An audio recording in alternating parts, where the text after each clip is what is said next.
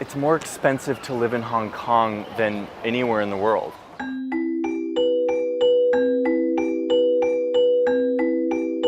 Hong Kong has been ranked the least affordable housing market in the world 8 years in a row, and by a long shot. Housing prices are now almost 20 times more than annual income. That means that a household making $50,000 US would, on average, be looking for a house that costs $980,000. And it's getting really bad. Hundreds of thousands of residents now squeeze into incredibly small apartments, most of them no bigger than a parking space. So these are cage homes, which basically fit one person and their belongings, and they basically stack these in a room in order to fit as many people as they can in the room. And yet the price per square foot for these smaller houses just keeps shooting up. I visited these homes to try to piece together an explanation for this trend, and to meet the people who are being squeezed by the world's least affordable real estate market.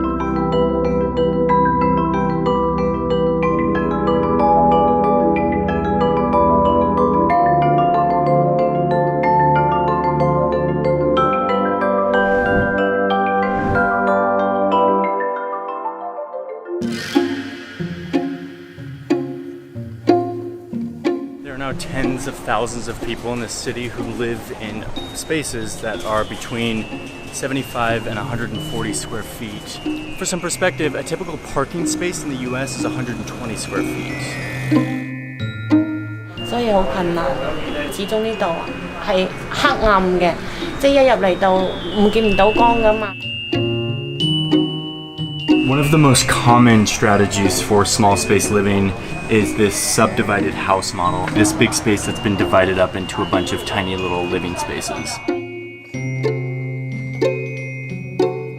These people basically have room for a bed and a table and a few belongings. 有啲就條理，有啲就求求其其咁樣。嗰啲唱 K 啊嗰啲啦，同埋啲水啊嗰啲藥品啊，好簡單嘅啫。 What makes this model work is that they have a bigger communal space where they're able to have their cooking and their washing in the bathroom open to everyone so that they can save space and save money in their actual living quarters. So this is the kitchen for this space, which is shared by 4 families. 因為每個人生活習慣唔一樣咯，成日都因為好少個事都會有摩擦咯，唔 OK 咯，即係好多嘈交咯。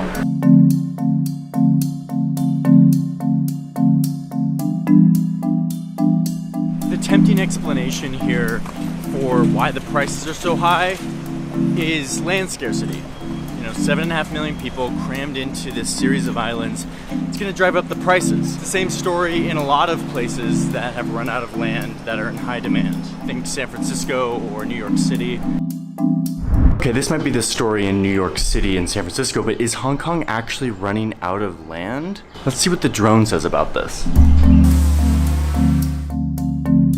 Flying over Hong Kong, you start to see that while yes, there's a very dense urban landscape, there's also a whole lot of green space.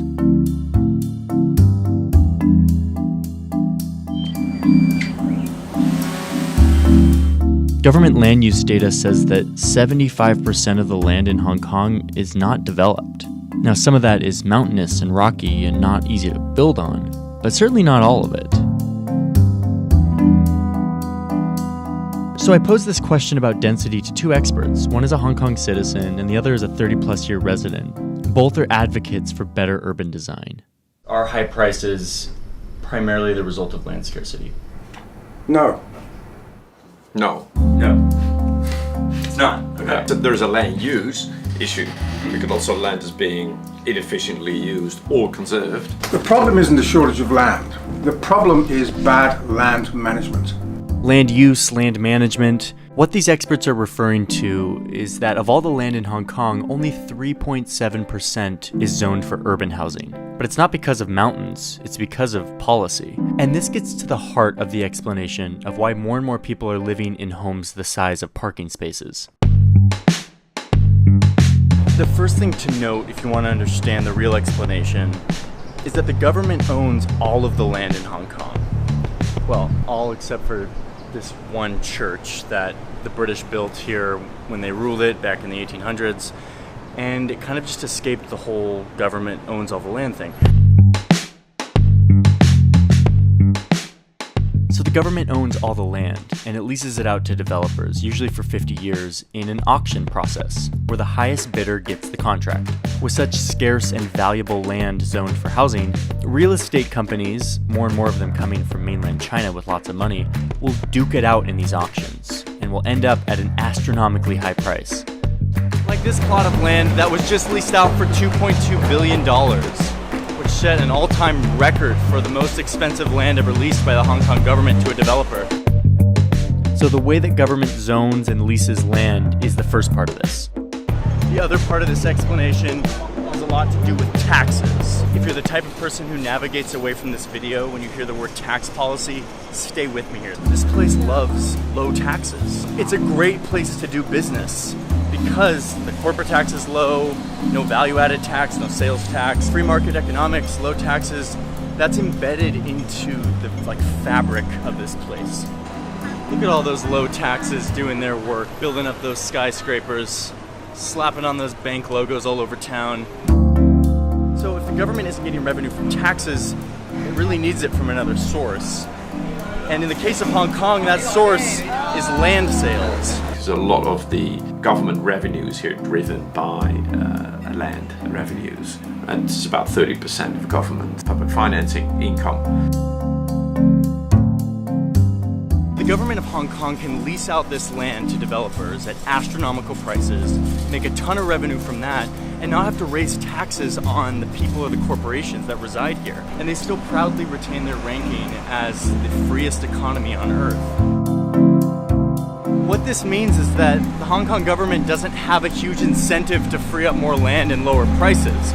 But while this current arrangement of bidding and auctions is really good for revenue for the government and good for the market generally, it's not super good for the people of Hong Kong. 因為我仔係過渡嘅 A 仔嚟㗎嘛，所以空間對於佢嚟講少咗少少，空氣唔流通嘅，對我身體都唔好㗎。 Of all the small spaces, this is easily the most cramped. These are coffin homes. Could I ask you just a quick question about your living space? 一個人啫喎，多個人都唔得。呢度一個月咧，呢個位就係2100蚊。